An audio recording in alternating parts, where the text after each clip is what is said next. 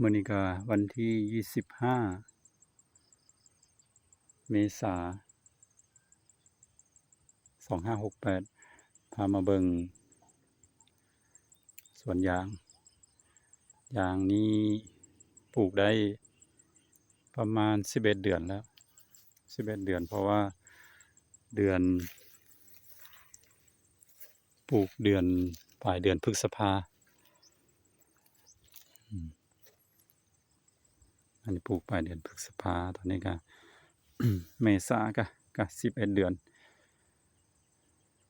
ที่25ก็อันนี้ก็สิเป็น251ปลูกยาวขึ้นไปข้างบนนู้นจะเป็น3904นี่จะเป็นแถวอยู่ข้างๆริมรั้วฝนเริ่มมาแล้วหญ้าก็เริ่มเขียวขึ้นแล้วในสวนยาง251ครับ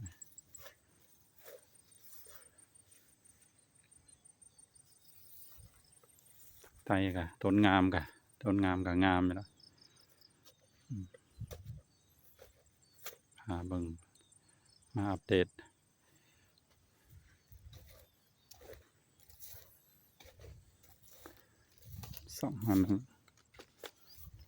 อันนี้รดน้ำตลอดครับตั้งแต่เข้าฝนบ่ตกแล้วตั้งแต่ตุลาแล้วก็น้ำก็รดมาเรื่อยๆใส่ระบบน้ำหยดสูบน้ำบาดาลใส่แอ่งแดงแล้วก็ต่อเปิดลงมาใส่อันนี้แอ่งแดง2ลูกครับเปิดทดทีละ3แถวแต่ตอนนี้มันก็ฝนเริ่มตกแล้วก็สิบ่ได้รดแล้วล่ะสิเริ่มสิ้นเดือนก็สิรื้อสายยางออกแล้วปลูกมันพร้อมปลูกมันให้ลองยางก็ปลูกตัวนี้3แถวปลูก3แถวตัวนี้พอดีมันมีลำมันเหลือก็เลยเอามาปลูกเพิ่มอีกแถวนึงปลูกแต่มกราแล้วมันนี่ก็ใช้ระบบน้ำหยดเดียวเริ่มขึ้นแล้วเริ่มเขียวแล้ว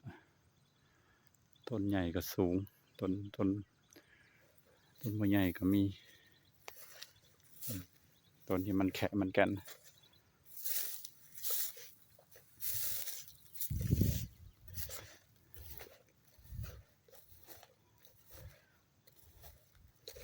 มันก็ปลูก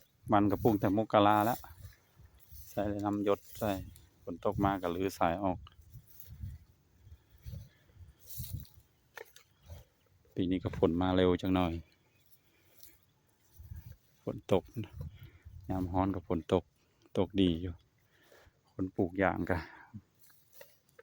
มันก็โอกาสรอดก็หลายหาเบิ่ง251นะ251นี่ก็251ต้นใหญ่นี่ก็251คือเดียว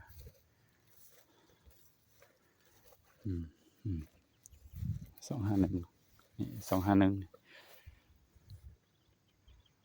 อันนี้3904นี่ตัวนี้3904นี่มันจะลักษณะมันจะแตกต่างกันอยู่ใบจะเขียว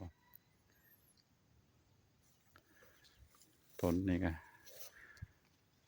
ประมาณ1.80 ต้น2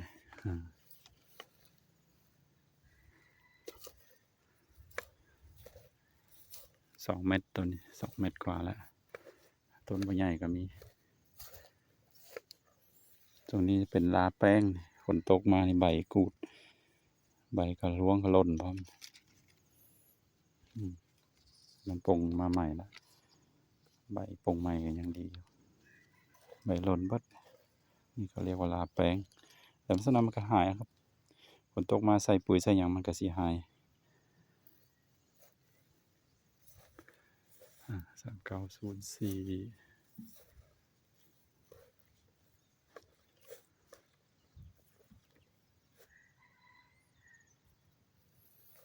เต็มแล้ว รอบปลูกมันบ่ได้ค่าปุ๋ยใส่ยางผมปลูก2 ร่อง2 แถวมันก็ห่างอยู่ดอกห่างจากต้นยางมานี่ก็ประมาณเกือบ2 เมตร3 เมตร2 เมตรกว่าเกือบ3 เมตรระยะร่องก็7 เมตรระยะร่องยางต้นยางความห่างต้นมันใหญ่ช่วงนี้มันเป็น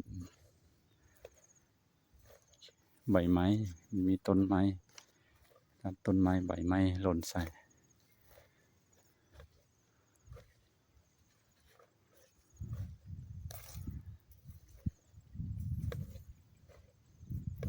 ช่วงมันงามแล้วโอเคแล้วครับ11 เดือนช่วงใหญ่ต้นใหญ่ต้นสูง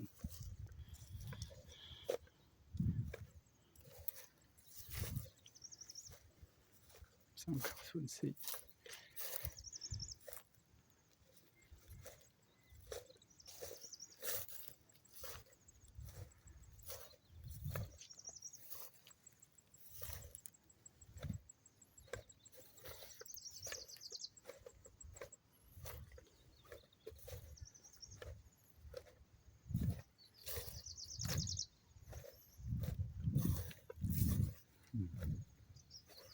ตัวนี้เพิ่งปลูกที่หลังตัวนี้251ปลูกเพิ่มใส่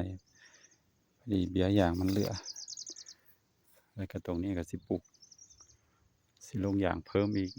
เหลือวัง100 ก็ต้นเนี่ยก็เต็มแล้วสิลง3904อันนี้เป็นท่อ PVC ต่อน้ำมาพูดละเถียงแล้ว251อันนี้ก็ปลูกที่หลังแต่ต้นนี้ใหญ่